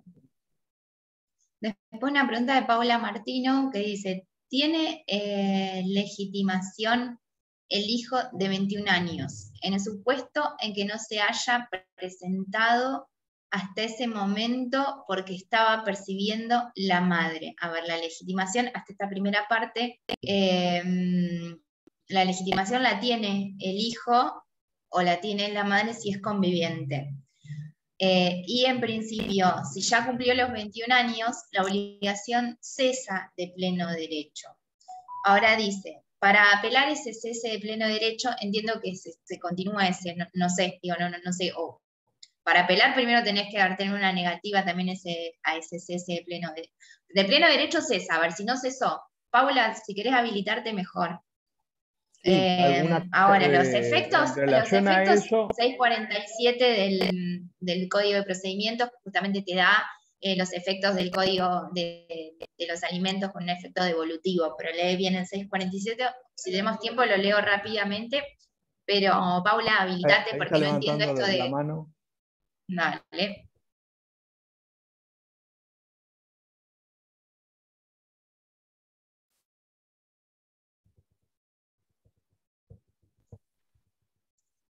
Hola, buenas noches. Sí, hola, ¿qué tal? Bien. Una consulta, yo soy la que está preguntando sobre el tema del cese de pleno derecho. Tengo un cliente que me consulta, nosotros acá en Misiones pasamos por un CEJUME y me recomiendan que primero solicite una reducción de la cuota, que no solicite directamente el incidente de cese, porque capaz que no prospere. Por eso es que yo insistía con esa consulta, porque me parece que no corresponde, que debería cesar de pleno derecho, pero en este caso le siguen descontando los haberes. Es un Claro, retirado pero de eso relación de dependencia. Pero eso, como decía Cecilia, es una cuestión formal administrativa que ahí sí tiene que iniciar para que dejen de descontarle. Eso es otra cosa. Ahí yo tengo que iniciar para que formalmente dejen de descontarme. Pero la obligación legal cesa de pleno derecho. Perfecto. Entonces tendría que ir por la parte empleadora. Claro, para que formalmente, administrativamente, no se hagan más los descuentos hacia el futuro, que eso es otra cosa.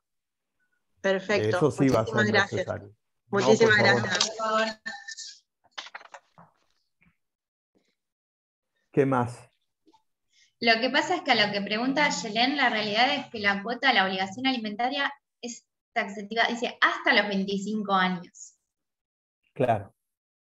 Sí, ahí también, hasta acá creo que no hay ninguna, se puede plantear jurisprudencialmente en esto que decía, si por ejemplo le falta muy poco tiempo para recibirse, podría llegar a plantearse jurisprudencialmente, pero formalmente, volvemos a lo mismo del 21, si yo estoy obligado a pasar alimento hasta los 25 años, de acuerdo al 663, el obligado, el alimentante, a los 25 cesa su obligación.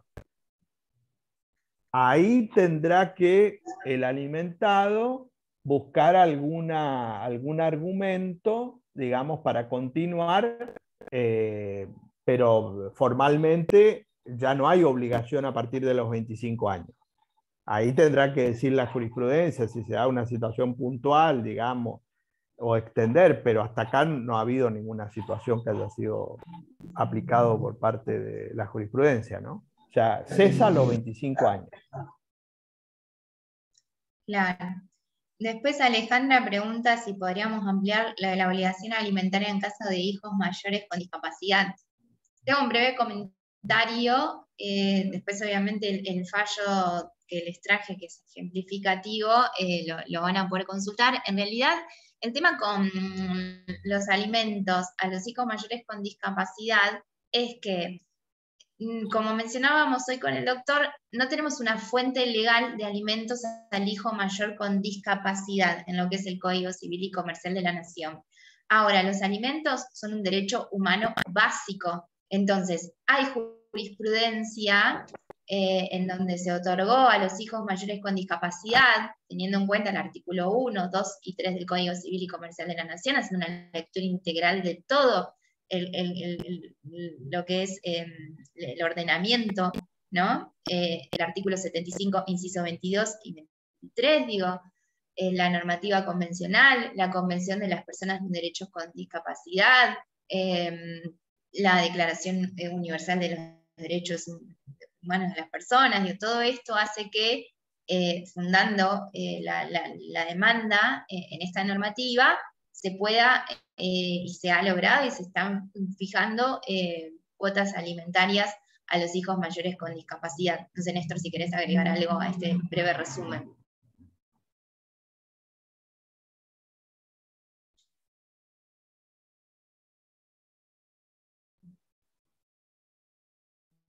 Bien, creo que a Néstor se le congeló.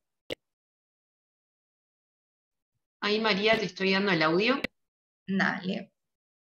María, ya tenés audio. No te estamos escuchando, no sé si tenés algún inconveniente con el audio. No te escuchamos. No sé si querés hacer la pregunta por el chat. Dale.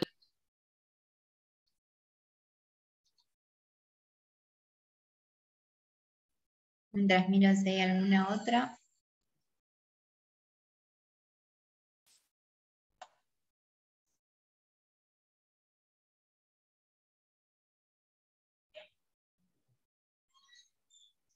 Dice, procede la cuota alimentaria para mayor de 21 que estudia y convive con alguien pero no tiene ingresos.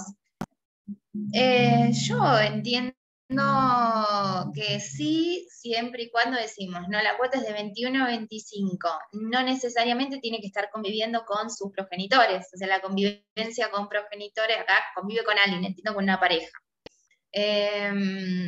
Si está estudiando y esa capacitación reitero, esto es, ¿no? Lo que veníamos hablando, le impide autosustentarse, proveerse de medios. Yo entiendo que sí le van a exigir esto, ¿no? De ciertos rubros, porque ahí ya tendría cubierto lo que es la vivienda, bueno, hay que ver un poco esa circunstancia, ¿no? Pero entiendo que sí. Se infringe la ley de ética profesional si el letrado del padre o la madre del hijo mayor de edad acuerda directamente, sin tener el hijo, el patrocinio letrado de un letrado diferente. Y mira, yo no sé si decirte que expresamente, María José, se infringe la ley de ética.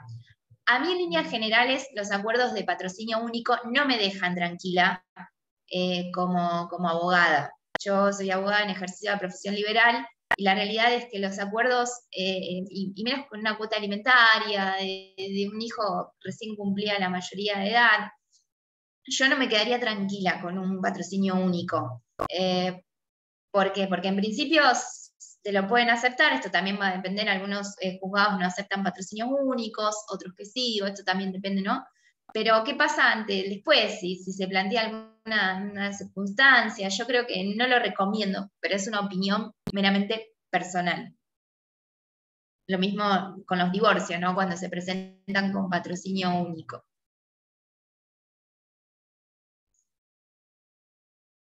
No sé si volvió Néstor al final o...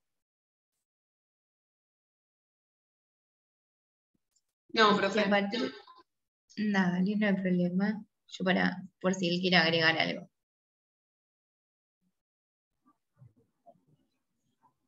Claro. Bueno, después nos comentarás de alguna manera si tenés resolución. O sea, si a partir de los 18 años el hijo pasa a vivir con el padre alimentante, ¿cesa la obligación o se debe plasmar legalmente? Lo que pasa es que ahí tenemos, para mí, hay que plasmarlo legalmente, porque como hasta los 21 años continúa de pleno derecho, para mí hay que plantearlo ahí expresamente al cese.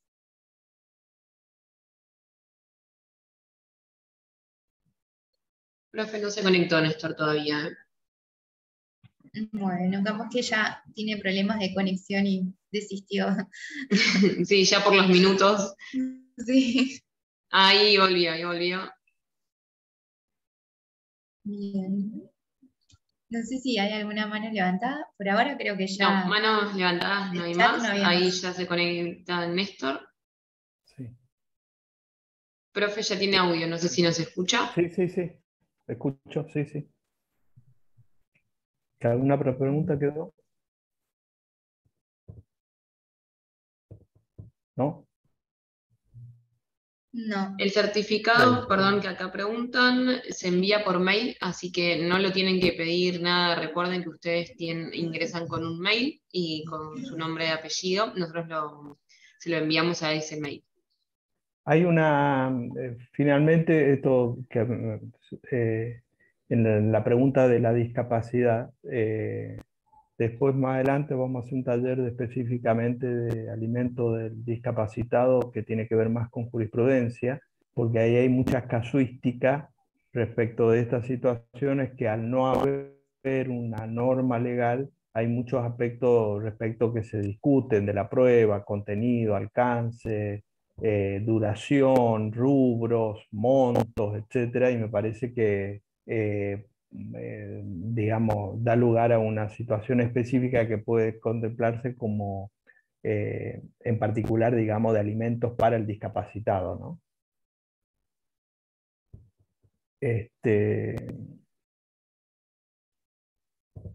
¿Qué más?